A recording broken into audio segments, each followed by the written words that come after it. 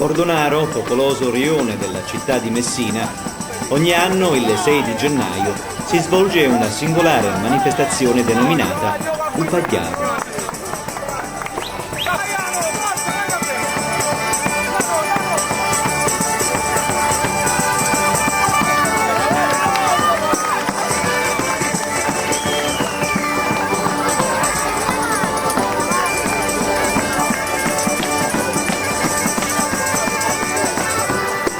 Si racconta che l'origine del pagliaro risale all'XI secolo ed è stato introdotto dai monaci basiliani che portarono dalla lontana Armenia l'uso di festeggiare l'Epifania del Signore con riti solenni celebrati sotto un albero a forma di capanna.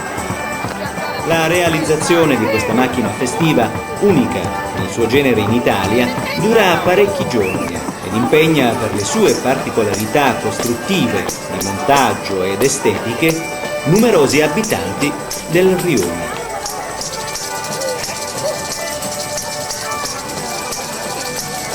La tecnica costruttiva dell'intelaiatura lignea del pagliaro, tramandata da generazioni in generazioni, ricalca quella del rifugio agropastorale, molto diffuso fino a non molto tempo fa in alcune zone della Sicilia.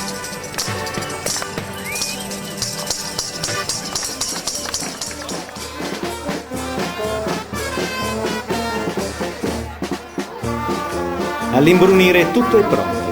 I concorrenti, nell'attesa dell'arrivo del parroco che dovrà impartire la benedizione, iniziano lo studio per l'assalto al pagliaro. A vincere sarà il più veloce, che dopo una affannosa arrampicata riuscirà ad impossessarsi della croce collocata alla sommità del pagliaro.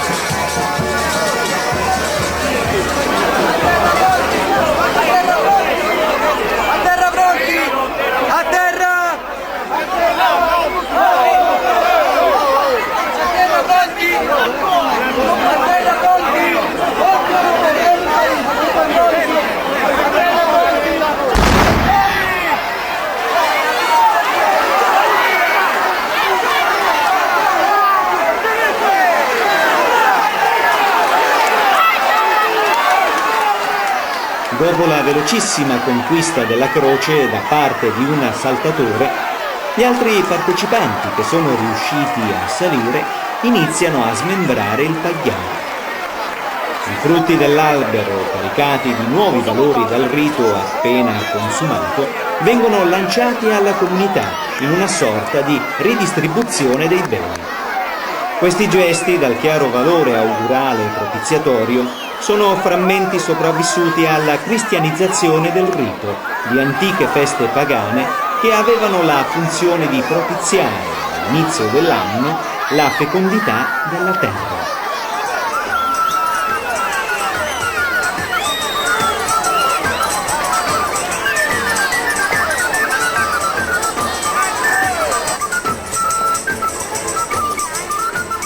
La festa continua, la gente si sposta sulla vicina piazza della Matrice per assistere all'antichissima pantomima del cavalluccio e l'uomo selvaggio.